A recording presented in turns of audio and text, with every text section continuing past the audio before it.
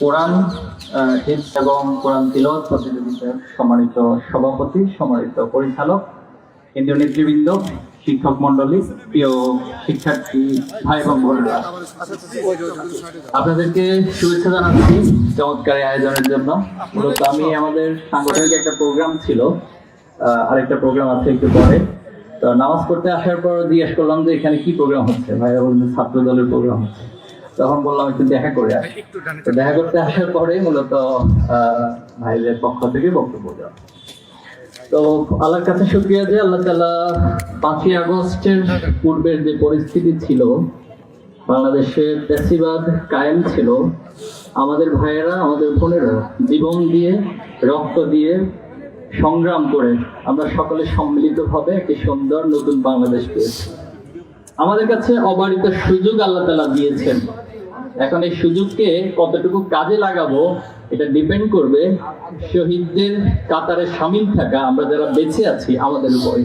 আমরা কি সিদ্ধান্ত নিব, আমরা কিভাবে গড়তে চাই এই বাংলাদেশকে, এটার উপরে ডিপেন্ড হবে আগামী বাংলাদেশ কেমন সেবা করবে। বাংলাদেশ একটি ছোট রাষ্ট্র, কিন্তু অপার সম্ভাবনা। আমরা অনেক সময় নষ্ট করেছি। আমি শহীদ প্রেসিডেন্ট জিয়াউর রহমান পার্সোনালি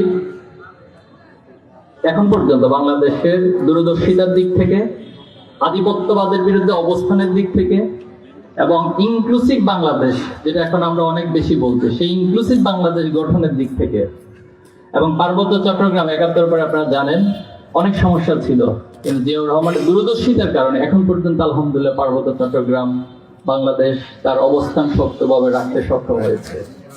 পাশাপাশি 71-এর পরে পার্শ্ববর্তী রাষ্ট্রের পরিকল্পনার মাধ্যমে ইসলামকে মুছে দেওয়ার একটা গভীরতম নীল নকশা, সেটাও মিশিয়ে দিয়েছেন শহীদ প্রেসিডেন্ট জিয়াউর রহমান।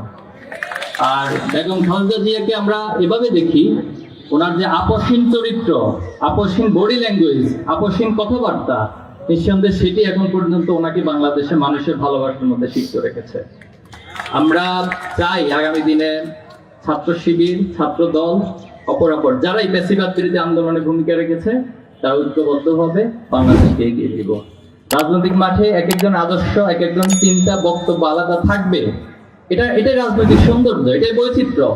কিন্তু দিন শেষে দেশটা আমার, আপনাদের, আমাদের সকলের। আমরা সবার বাংলাদেশ সম্মিলিত প্রচেষ্টার মধ্যে দিয়ে গড়ে দেবেন ইনশাআল্লাহ। আপনাদেরকে আবারও মোবারক জানিয়ে সুন্দর আয়োজনের জন্য, আমাকে এই কথা বলার সুযোগ দেওয়ার জন্য কর্তৃপক্ষকে কৃতজ্ঞতা এবং ধন্যবাদ জানিয়ে কথা শেষ করছি। আসসালামু আলাইকুম ওয়া রাহমাতুল্লাহ।